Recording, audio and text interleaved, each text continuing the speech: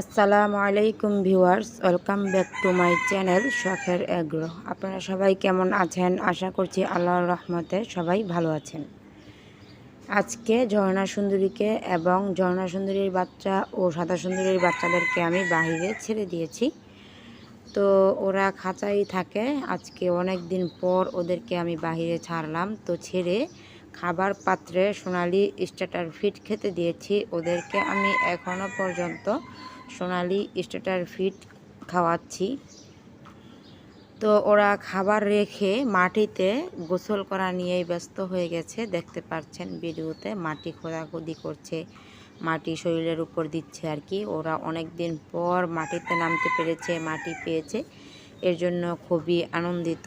ওরা মাটি দিয়ে গোসল করছে, শরীরের উপর মাখছে আর কি, দেখতে পাচ্ছেন। আবার কিছু কিছু বাচ্চা স্টার্টার ফিড দিয়ে রেখেছি, খাচ্ছে।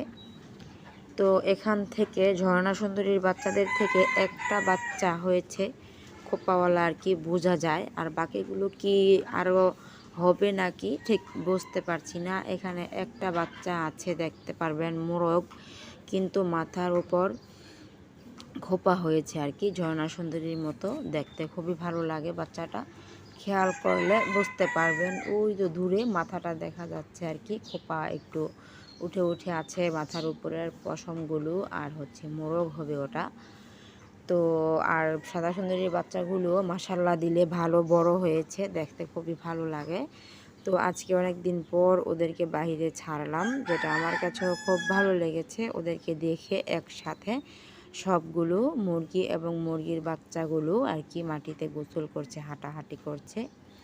তো সবচেয়ে খারাপ লেগেছে হচ্ছে ওদেরকে ছেড়ে আমি ওদেরকে যখন নাকি খাঁচায় আটকাতে গিয়েছি, আমার খুবই কষ্ট হয়েছে ওদেরকে ধরতে আর কি। অর্ধেক বাচ্চাদেরকে ধরতে পেরেছি, আর বাকিগুলোকে আমি ধরতে পারিনি আর কি। অনেকই সমস্যা হয়েছে ওদেরকে নিয়ে।